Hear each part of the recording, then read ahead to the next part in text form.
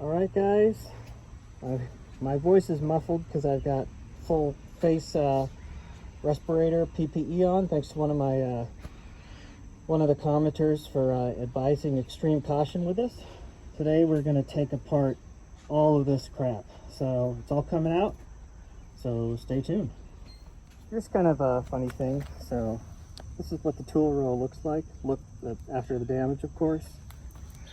You can see a huge part of it was just burnt up. Here's a comparison to what another one, this is from our other Rover. So that right there is all melted. Anyways, we're going to start taking this apart. So these things just turn to the side and come right out. So, oh wow, amazing, that one survives. That one,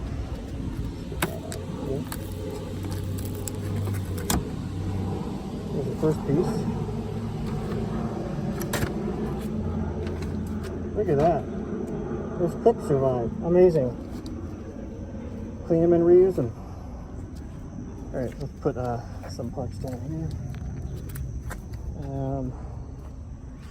To get this trim piece off, we'll remove that. So let's see here. I think I can use one of those wrenches down there. Alright, let's see here. This might work. A little small.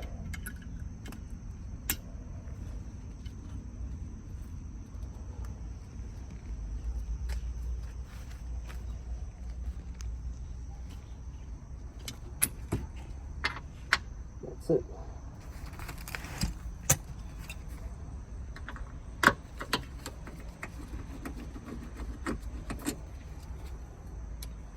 Looks like that survives nicely. That can be reused. A little grease. Yeah, clean it up, grease it up. That's totally reusable. Excellent. Alright. Now let's see if we can get this thing out of here.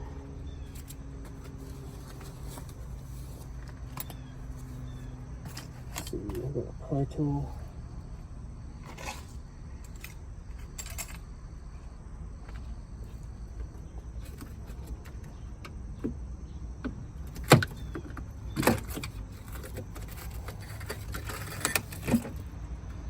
Right, that's toast.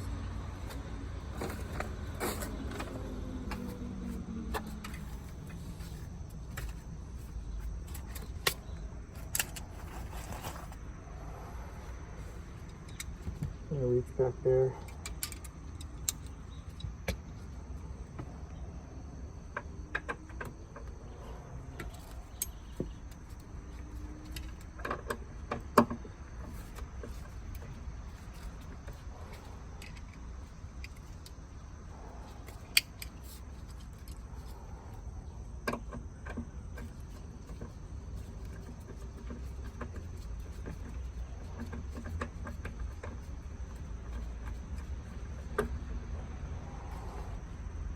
Look at that. That survived too. Great. Actually, you should probably disconnect the battery before continuing. I'm gonna go do that real quick. All right.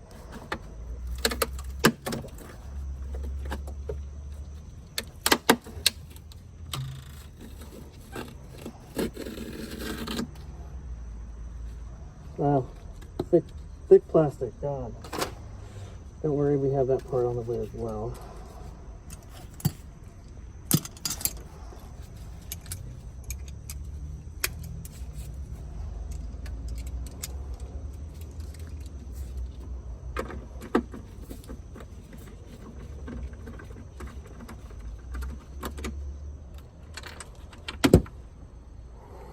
Wow, that nut's good too. Ain't that something?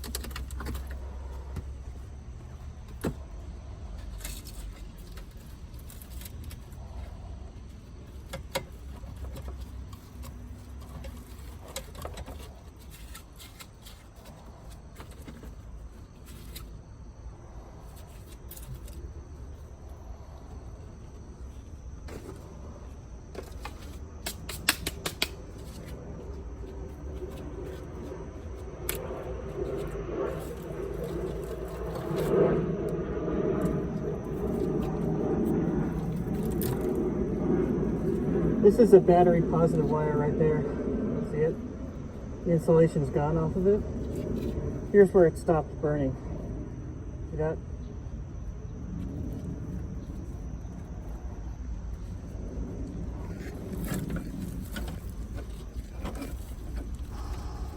This is a battery positive wire right there as well.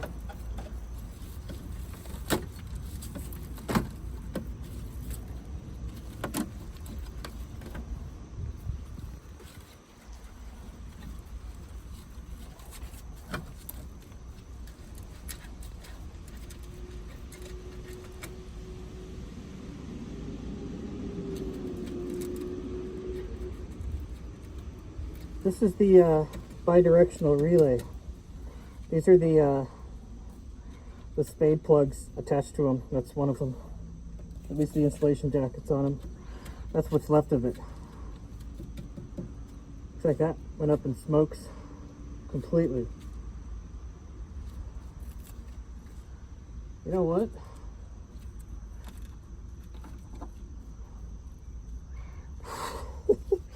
This is one of the mounts for the oil filter cartridge in the engine bay that we had in as a spare part in our tool bag.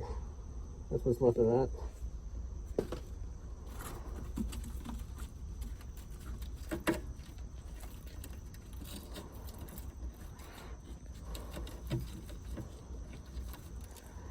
I think I gotta get like big cutters and just cut what's left of this out, and then just try prying up on this. There's like almost like a wet chemical on all this stuff. Good thing I'm wearing gloves. Thanks again to the viewer for noting that. You might be able to see some of the fine dust all in the air. We're both gloved, respirator, eye protection.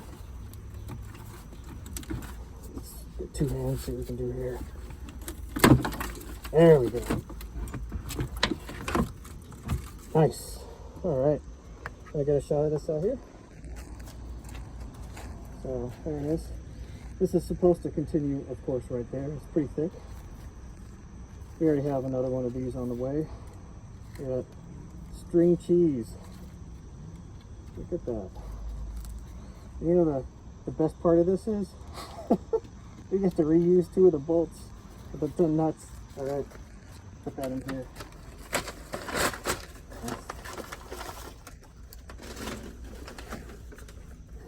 Get my hands on. I'm wiping my gloves off. What's coming off of it? Yeah. All right. That's just plastic and metal that's fused to the body here. We have to work on that later, I think. Here's what's left of the BM53 right there.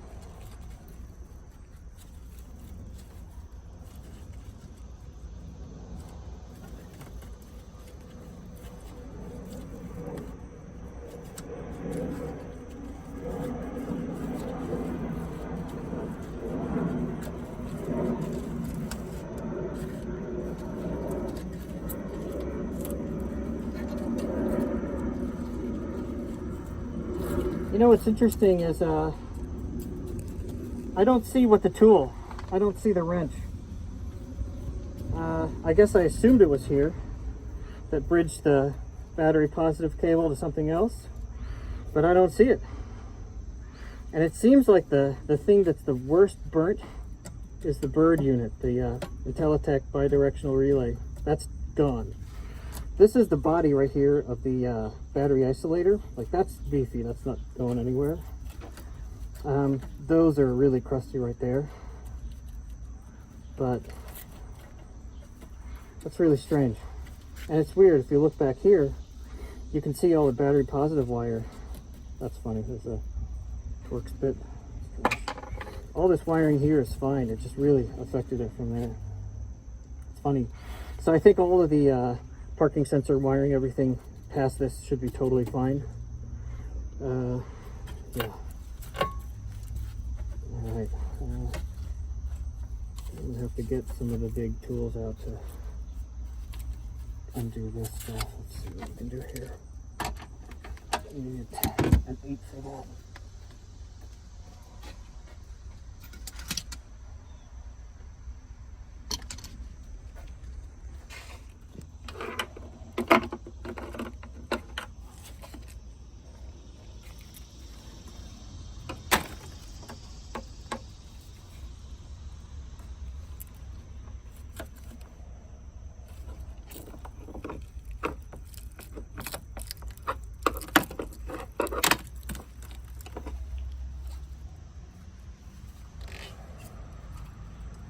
Bunch of little sockets and stuff in there.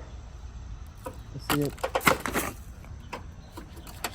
So we're gonna get a empty bag up here.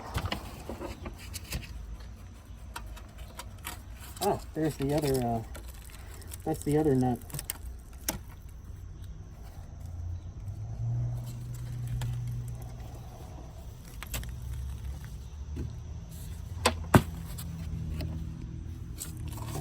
I guess we can't salvage this nut, huh?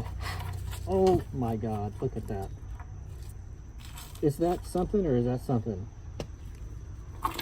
We can. Unbelievable. Where'd I put the others? I'm gonna set that right there.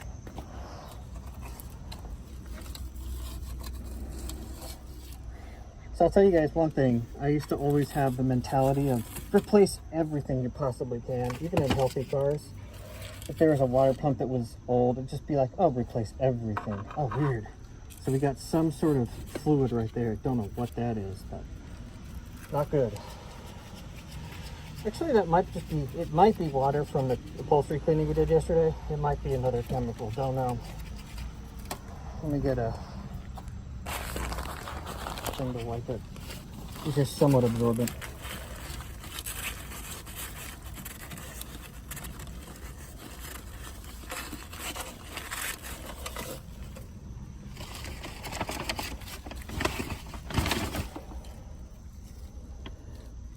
Oh, here's something funny.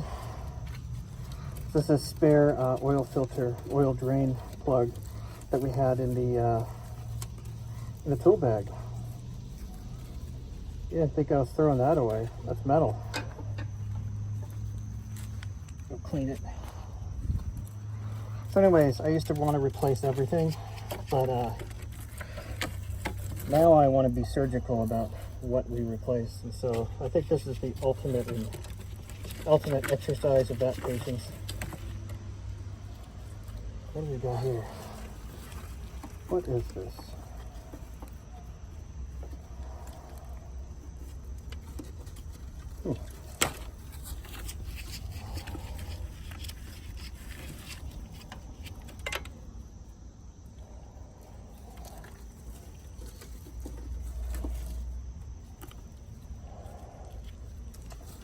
Anyone want a torx bit?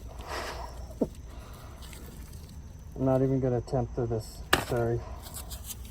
Rest in peace.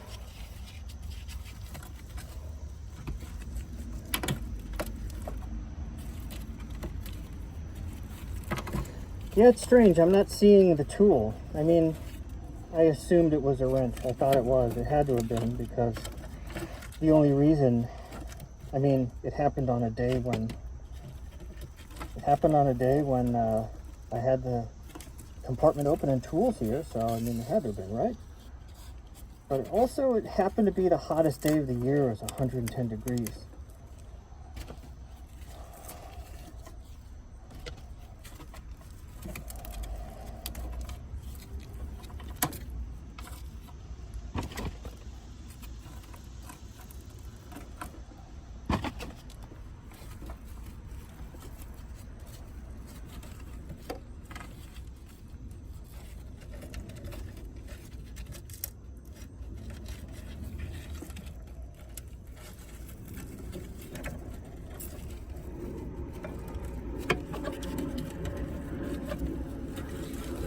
No tools down there. So, I guess significant update. We're not finding any tools that would have bridged that. I guess that's even more concerning, because the BIRD, maybe that failed. Maybe that caused a fire. Perhaps it wasn't my fault.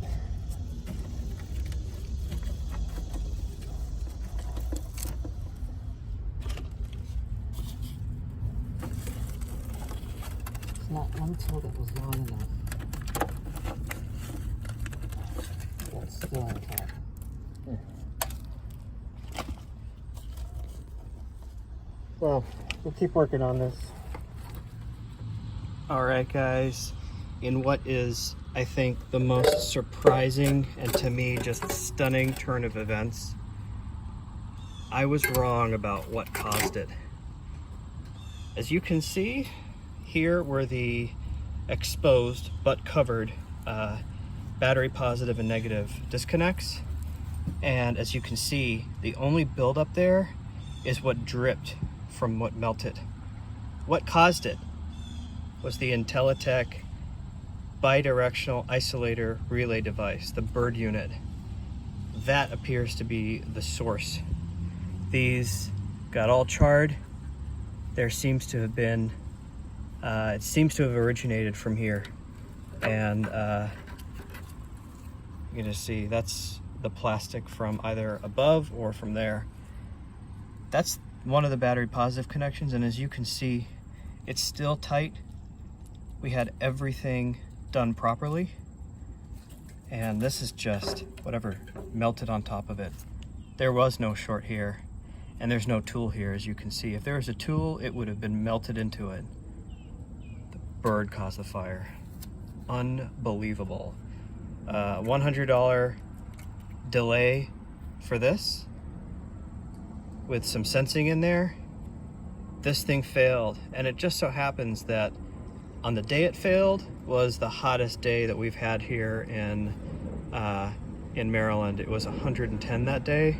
That's what I registered inside the car. So I was a little quick to blame myself, and I'm still kind of in shock that this thing was the cause. It wasn't me. It wasn't my stupidity after all. It was this.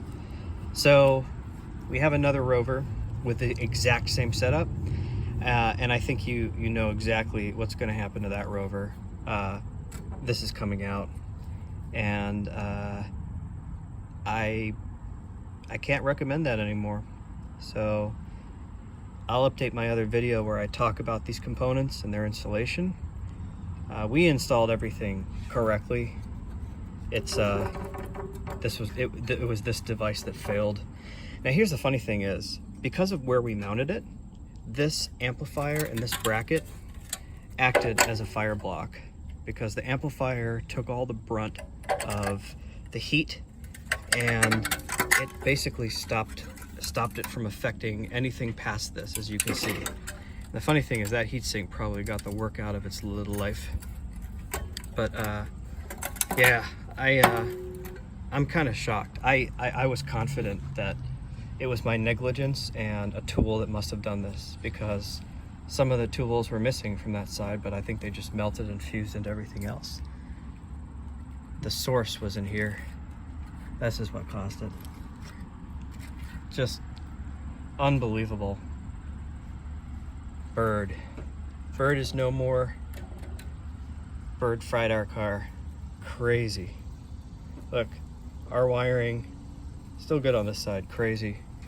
Battery positive cable still fine. No evidence of any tools shorting these. Absolutely crazy. All right, we'll continue on disassembling. All right, so we've done our preliminary strip out, and this is what it looks like. So got all the brackets for the audio equipment out, got the subwoofer out, got the trim pieces out, got the E or D pillar out. That right there is that's the wire for the I think they call it the diversity antenna. It's a GPS antenna nested in the window. You can see one of the leads right there. You can see a little bit of the char that was hiding under the pillar there, so I'll have to clean that up. Got all the rest of the trim pieces out, got all the melted plastic off of there. And I just took my respirator off. We had it on this whole time for the past 2 hours or so, and this is what's left. So now that we know that the BIRD caused it, it wasn't negligence. It was failure of an aftermarket device.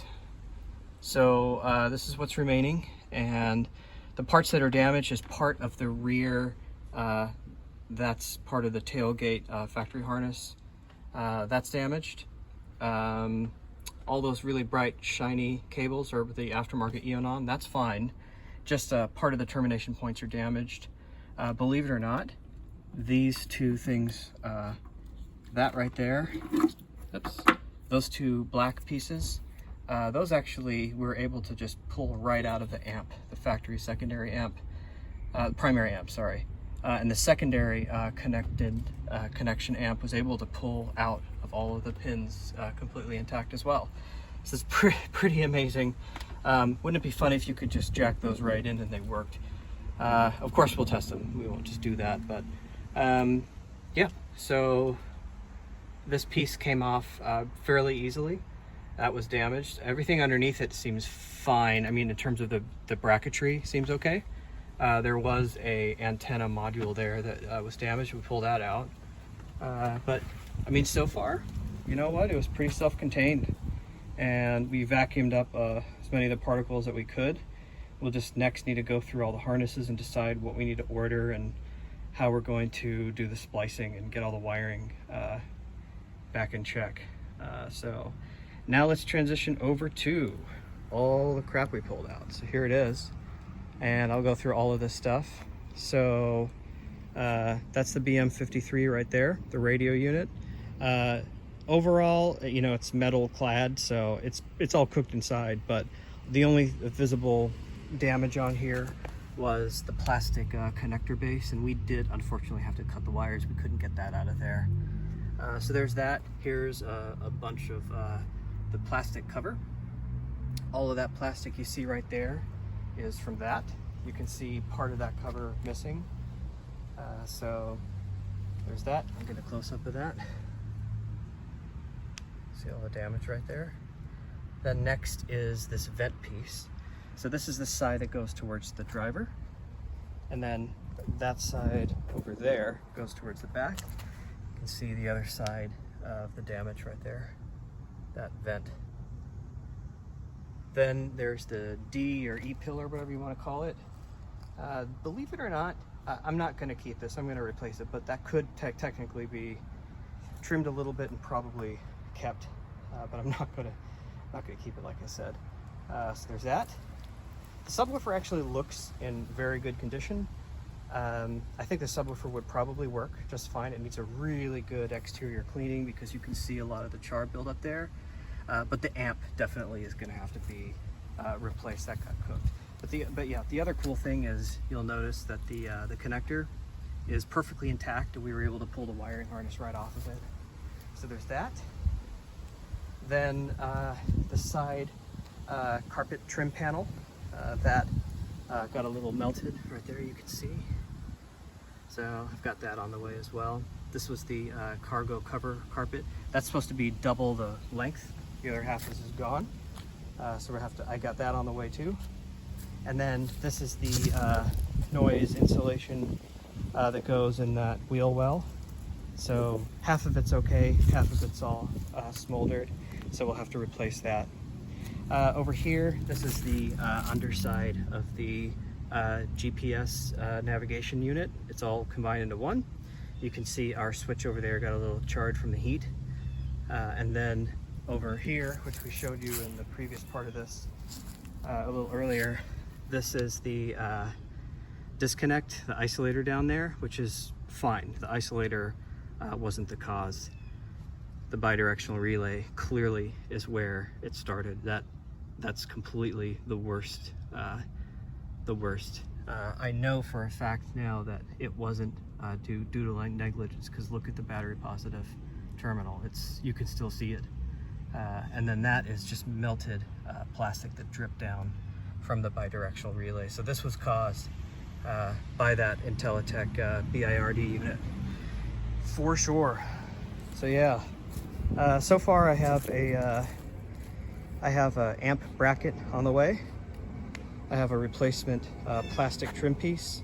I have a replacement carpet piece, that other edge carpet piece, and then this piece are all on the way. I actually already have primary and secondary amplifier spares which can go in. I just need to order that that D or E pillar, a BM53. I need to order that insulation piece, and then this, I'm pretty sure this antenna module right here got a little cooked, so that'll have to be replaced. And then the BIRD, we're gonna do the delete on our other rover, which is right there. That's gonna come out of that. But yeah, initial pull out, not looking too bad, not at all. All right, and the last thing is we'll talk a little bit about insurance and where we are with that. All right, so before we talk about insurance, this is our other rover with the identical setup. Both rovers have been working with the second battery for over a year, no issues. So I wanted to show this for comparison purposes, since let me hop in here, since you can actually see how it looked prior to the fire. So here's that big plastic piece intact, and what I had done when I was working on the car is I just had one of the carpeted panels removed, and I had it sitting like this, and I had the tool bag rolled out right here. So what I assumed happened was, I assumed that a tool must have fallen in and somehow gotten, if it fell in, there's nothing there. It would have had to fallen in and gone way underneath there to short a battery positive terminal.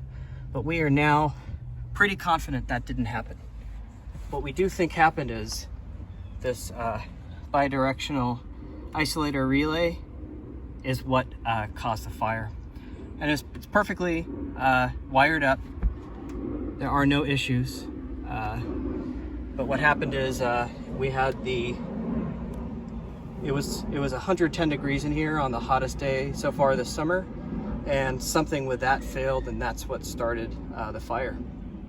So you can view my other video on installing the second battery with the components to get a full description of what that Intellitec bird relay delay does.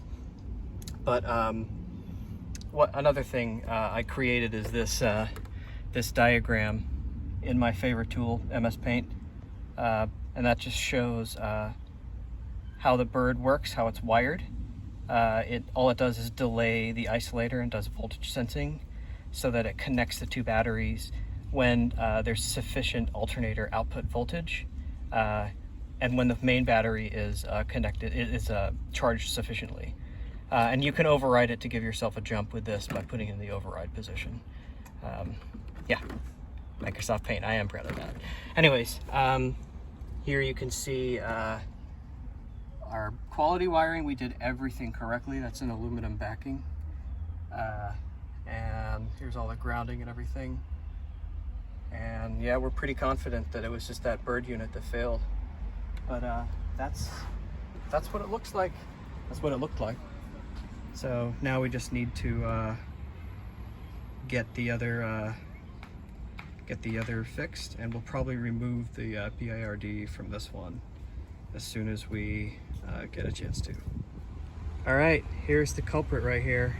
So the isolator itself is totally fine, as you can see.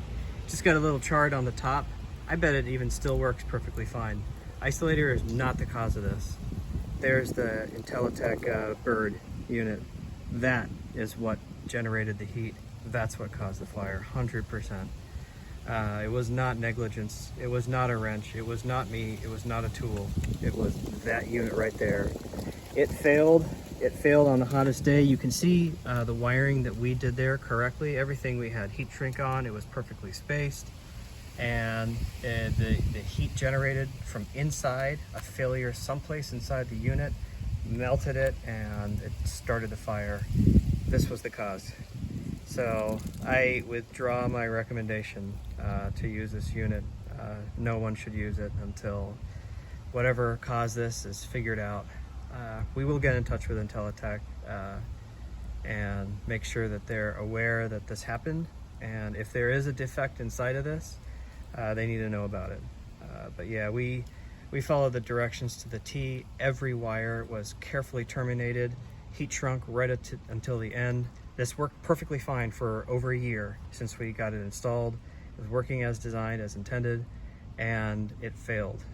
I don't know how, but it may have been heat related, because like I said a couple times now, when I got into the car on the hottest day of summer this year, it said 110 on the inside of the dash, and this must have been the weakest link.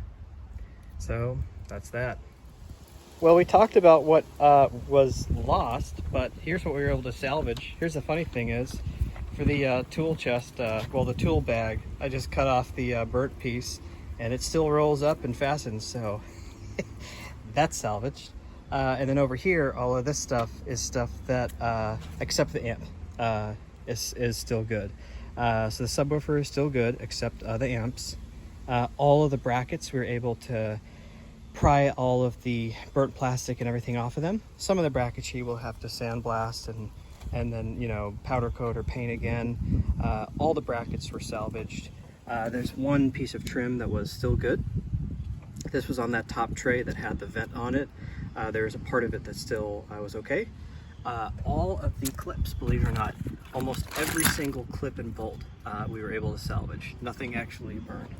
And then the craziest thing is, here's the battery isolator. As you can see, that was not the source of the fire. So this thing probably survived, and I bet it would even still work. Not that I would use it, but that's awesome, the fact that that survived it. That almost certainly got cooked from the inside because of the heat, and that too, but who knows. But yeah, so all the bracketry saved, the subwoofer is saved, and just the amps, which I already have replacements for. And then that was saved. Let me show you a close-up of the underside that got damaged here. And this is the one that we already cleaned. You can see right there, just got a little burnt at the bottom, but totally reusable. It fits in there still perfectly fine, so that's good. Some of my PPE from earlier, and we need to clean that part there. And saved a bunch of prime bags to dump everything in. Garbage goes out tomorrow, so all of this stuff will be gone tomorrow. And we vacuumed up a lot of the trash that was here. My wife's still sifting through all of the harnesses. What we're gonna do is we're gonna tape up any exposed wire, separate each lead, tape all of the wires with electrical tape so nothing's shorting with each other. And then when we're confident that nothing's shorted, then we'll apply power back up, and then probably interrogate the CAN bus system and see what it thinks is wrong. So yeah, you know, it looked pretty bad, but a lot of the trim and paneling that was damaged is gone now. So yeah, not bad. All right, I am sitting in the back of the Rover looking at the compartment, and I'm working on cleaning up the wiring. So what we've done is, this is the Eon harness, and then those are factory harnesses for the Logic 7 system, all of that. And then that I'm not sure what is, and that I'm not sure. But we cut off up until the insulation and the jackets and the wiring. We cut up until it was okay. So all of the burnt parts of the harness are cut away, and they're in there. We'll save these so we can reference them, and we'll replace all these connectors with parts of a good known harness that we will purchase pre-owned, and then just splice them all in painstakingly. But what I'm doing right now is I'm just going through every open lead from the Logic 7 system and just putting a piece of electrical tape over everything so nothing can short. And then we'll have this jumble with all of the open ends, each single wire wrapped and bundled up here so it can't short against anything. That's just a safety. We're also going to pull all of the relevant fuses for the Logic 7 system, so there's no power going back here at all. And all of this can just sit inside of this area, and then we can continue with the cleanup. And the car should actually be drivable. So most of what was affected was the audio system. So yeah, here's some of the inside at the body. You can see there's a little bit of damage that the heat caused with all that stuff. So we're gonna have to agitate all that with PPE, of course, and clean all that up. This is the body here. You can see some char here. So we'll have to go through brushes and everything and take that. And then of course the headliner will have to come off. And actually what we're thinking of doing is sorry, that was a giant hornet attacking me. What we're thinking of doing is taking the headliner off, and then where this, oh, I shouldn't touch that, where this old headliner was, we're thinking of doing a custom leather wrap and then just gluing it to this backer board. So we'll see what we can do. But yeah, the progress is coming along really nicely. So as soon as we're done tying all this and pulling the fuses, we'll connect the battery back and then start the car up. So exciting. All right, so this is the conclusion of day 4. So these two fuses blew. They were in the front passenger side glove box. One's a 5, one's a 30. One's for the radio and one's for the audio system. So these two blew when they short-circuited back here. This is where we're currently at. We got all the burnt parts out, and all of the harnesses are all cut short past where they were charred. All the charred bits are out, and every single lead has been independently taped with electrical tape to keep everything from shorting against anything. And so most of that is the audio system, but I think that one other thing in there is the rear left wheel speed sensor, because the car's throwing a fault for that. And so yeah, that's where we are. So cleaned upholstery, need to clean that, seat backs, and then the rest of the carpet. And then we'll pull the headliner and the visors and all of the plastic bits on the top out, and we'll start doing more work on that. That just needs to be wiped down, and then we'll just get it bolted back in there temporarily. We're also going to don the PPE and then wipe all of that garbage off right there. I think that black stuff might be possibly window adhesive, I'm not sure, but we're going to clean up all this with the appropriate PPE and then kind of go from there. So yeah, the power tailgates still work, and we lubricated all the joints with white lithium grease. It's not squeaking anymore because all the grease dried up. And yeah, there's that. And what we're doing in here is we got an inexpensive HEPA air purifier with a charcoal filter, an activated charcoal filter on the front. And we just temporarily have an extension cord running in here on a GFCI to the outside of the house. Don't do this. But we needed power in here. We wanted to lock up the car, and we're just going to run this on high, and it's just going to, any airborne contaminants just going to catch it in that HEPA filter and the charcoal filter. And then yeah, that'll be it. So here is one of the moment of truths. We have replaced all of the fuses. We've made sure nothing is touching anything else. And let's see how it starts. Starts up fine. AC works fine. Unfortunately, we have the trifecta lights. Parking brake can come off. We have the trifecta lights. I'll give you a sneak preview. We already started the car. Check coolant, that's an easy thing. That's not an issue. Unfortunately, the air suspension is throwing a CAN bus error fault. And if we clear it, what'll happen is it'll drop the car down, and then it'll turn the compressor on until it gets to its maximum temperature rating, and then it'll shut down.